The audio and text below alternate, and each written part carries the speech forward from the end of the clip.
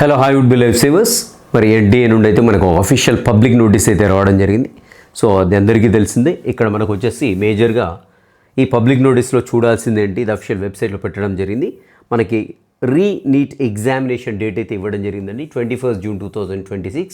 So ఇది Sunday రోజు. And మనకు తెలిసింది ఇంకేంటంటే ఎగ్జామ్ యొక్క డ్యూరేషన్ వచ్చేసి ఒక 15 మినిట్స్ అయితే పెంచడం జరిగింది. జనరల్గా ఇట్ వాస్ 2 to 5 అండ్ ఇప్పుడు వచ్చేసి ఏంటంటే 2 to 5:15 వరకు అయితే, అంటే 15 మినిట్స్ డ్యూరేషన్ అయితే ఎక్స్ట్రా ఇవ్వడం జరిగింది.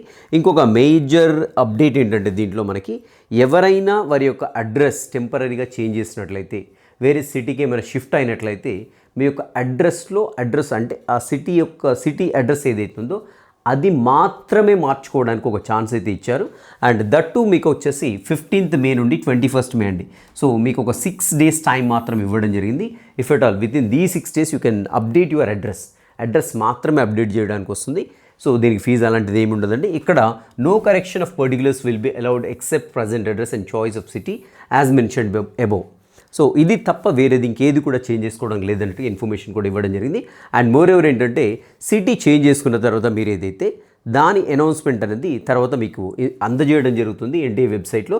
అండ్ అదేవిధంగా download of admit cards. So ఒకసారి అప్డేట్ అయిన తర్వాత అడ్మిట్ కార్డ్స్ ఎప్పుడు ఇస్తారనేది కూడా that will be posted in that particular వెబ్సైట్లో అనేది ఉంచడం జరుగుతుంది. కాబట్టి ఇప్పటివరకు అయితే అడ్మిట్ కార్డ్ ఎప్పుడు ఇస్తారు అనే దానిపైన క్లారిటీ అయితే లేదు.